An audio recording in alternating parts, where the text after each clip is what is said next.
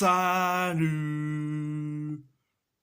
tout le monde, on va en parler, sur l'actu mercato estival, estival 2024. Direction l'AS Roma, Riccardo Pagano a signé à l'US Catanzaro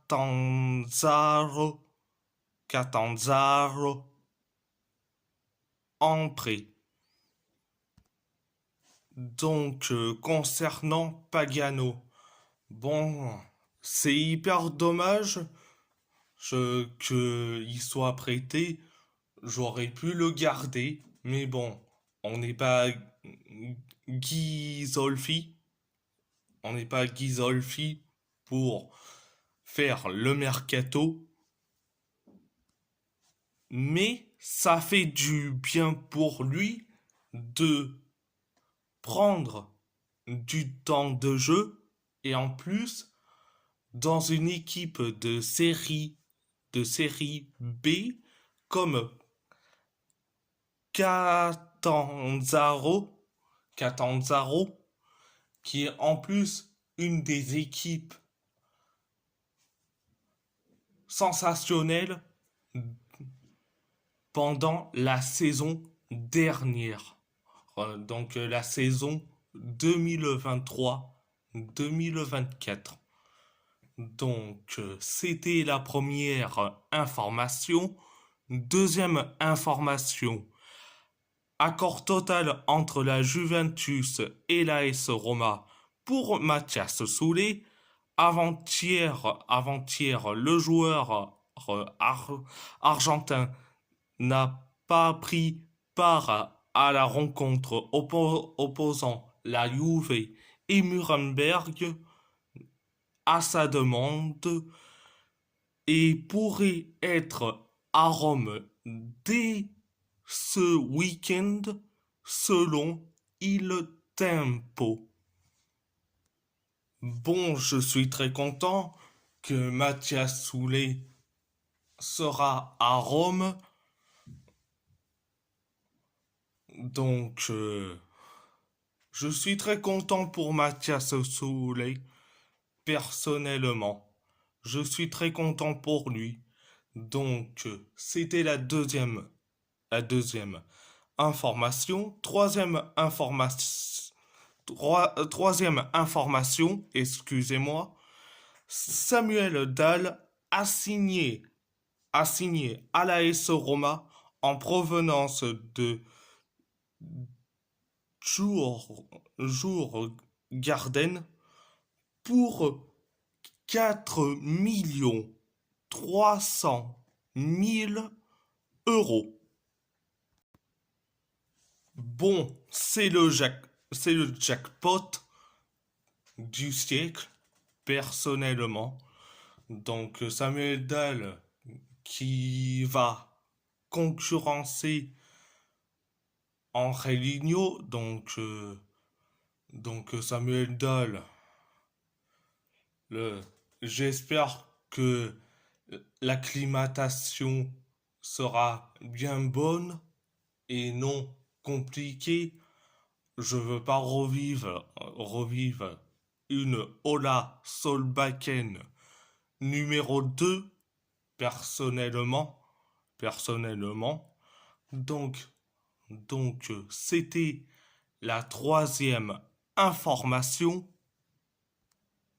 Quatrième information, le dossier Dovbyk se confirme toujours plus. La Roma aurait fait une offre mais de 37 millions d'euros, donc 33 millions plus 4 millions bonus, et serait disposé à inclure 15% de l'éventuelle revente probable que la situation se débloque aujourd'hui selon la Gazzetta dello Sport. Artem Dovbyk et la Roma seraient totalement d'accord pour, pour le transfert. Le joueur aurait un salaire de 3 millions d'euros selon Il Tempo. Je dis franchement, Artem Dovbyk, excellent joueur. C'est, je crois bien, l'un des vainqueurs du Pichichi, qui récompense les meilleurs buteurs du championnat espagnol, où tu avais une concurrence avec les Alexander Sorloth, Bellingham, Lewandowski la saison dernière pour le Pichichi. C'était la quatrième information, cinquième information. Luigi Cherubini a signé à Carrarese en prêt. Bon, je suis très content pour lui qui trouve du temps de jeu. Donc je suis très content pour lui. Direction Wolverhampton. Les Wolves sont, sont dans la course pour Kevin Danso. West Ham et l'Atalanta sont légalement intéressés. Lens demanderait 25 millions d'euros pour laisser partir le joueur. Concernant Kevin Danso, bon, je dis franchement, c'est un excellent joueur et je dis franchement, il peut rapporter bon, plus de choses. Et je dis franchement, Kevin Danso à Wolverhampton, je dirais franchement un grand oui. Un grand oui. Depuis le départ de Max Killeman, on a besoin d'un défenseur central de métier. Certes, on a déjà recruté pendant le mercato estival 2023 Santiago Bueno, mais il n'est pas assez fiable. Donc, Kevin Danso, je dirais oui pour ce mercato-là. Donc, direction Galatasaray. Galatasaray a fait une offre à Palmeiras pour Richard Rios. Le Colombien est la priorité de Galatasaray parmi les autres milieux de terrain, selon Yagiz Sabunçoğlu. Donc, Richard Rios. C'est un excellent joueur, mais est-ce qu'il va rapporter quelque chose à Galatasaray? Franchement, bonne question. C'est une bonne question. Direction l'Athletic Bilbao, une nouvelle recrue pour l'Athletic. Aymar Oroz signera depuis Osasuna contre 9 millions d'euros. Il vient pour le remplacer Iker Mounien. Concernant Aymar Oroz, franchement, c'est un excellent joueur, mais certes, il va remplacer Iker Mounien, mais le problème, au poste de milieu offensif, tu as Oyen Sanset. Tu as Oyen Sanset et je crois bien que tu as aussi Unai Gomez. Donc, tu vas pas mettre Unai Gomez sur le banc. Sur le banc en tant que troisième milieu offensif. Donc, concernant Aymar Oroz, affaire à suivre. Direction le FC Porto. Le FC Porto s'intéresse à Robert Renan. L'OM, Beşiktaş ou encore Rennes s'intéressent aussi aux joueurs du Zénith qui en demandent 15 millions d'euros selon Bruno Andrade. Concernant Robert Renan, c'est un excellent joueur. C'est un excellent joueur. Il évolue certes à international, mais prêté par le Zénith. Est-ce que c'est une bonne idée? En plus, c'est un défenseur central. Je dis franchement, est-ce que c'est une bonne idée? Personnellement, oui, mais le seul problème, tu as Octavio Alteide, The Pedro, Ivan Marcano, Fabio Cardoso, David Carmo. T'as en total 5 défenseurs. Donc tu vas le mettre où? Robert Renan. Le sixième option du FC Porto, franchement, ce n'est pas la peine. Donc, c'était la première information. Deuxième information, le FC Porto a décliné deux offres d'environ 15 millions d'euros de Strasbourg et des Rangers pour Gonzalo Borges selon Ojogo.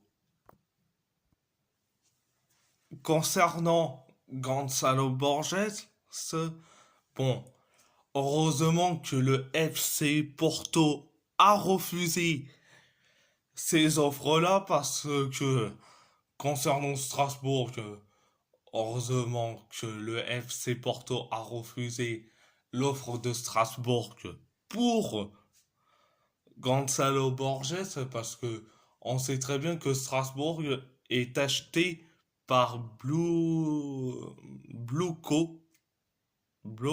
Inco. Blue Inco, vous savez qui est, je crois bien, le président ou le propriétaire. C'est le même qui dirige Chelsea. Chelsea. Oui, Todd Boehly, bien sûr. Donc, heureusement qu'on a refusé. Donc, c'était la deuxième information. Troisième information. Bologne serait intéressé par Octavio Ateid. Cependant, le FC Porto pointe la clause des 50 millions d'euros et ne félicitera pas la tâche.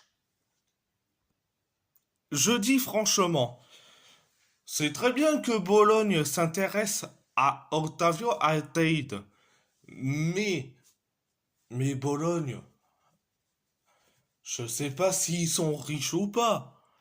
À la limite, à la limite, l'AC Milan. Bon, après, l'AC Milan sont trop radins.